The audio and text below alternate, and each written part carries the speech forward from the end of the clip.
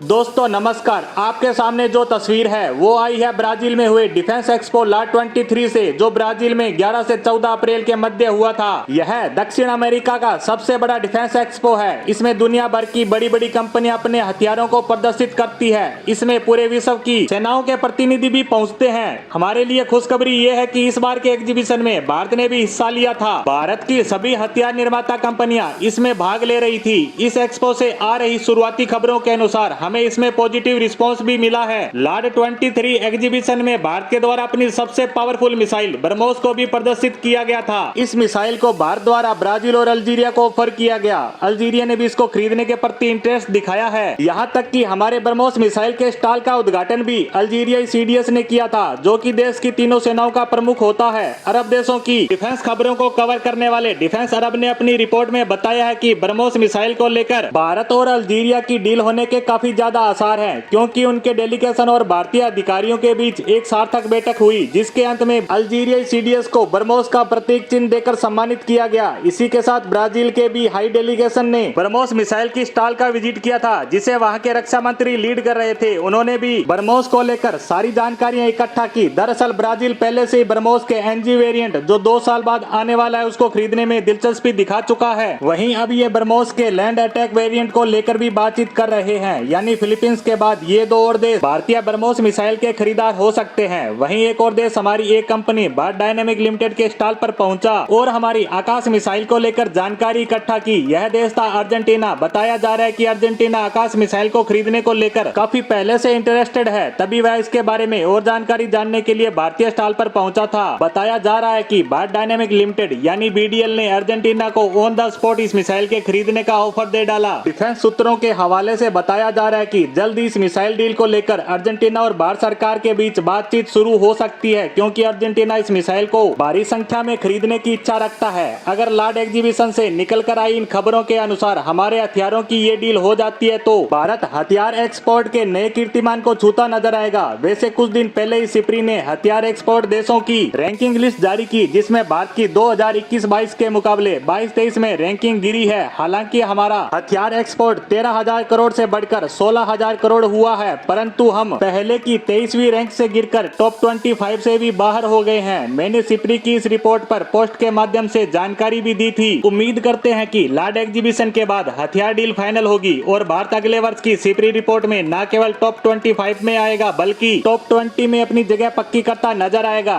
क्योंकि कुछ ही दिन पहले खबर आई थी कि बोत्सवाना सहित कुछ अफ्रीकी देश भारत के हथियार खरीदने को लेकर सरकार से बातचीत कर रहे हैं, जिसमें हमारा तेजस विमान भी शामिल है। अगर ये सब डील फाइनल हो जाती है तो निश्चित ही हम अगले वर्ष की सिप्री की रिपोर्ट में टॉप 20 में शामिल हो जाएंगे। इसी उम्मीद के साथ हमारी आज की पोस्ट को यहीं समाप्त करते हैं। धन्यवाद।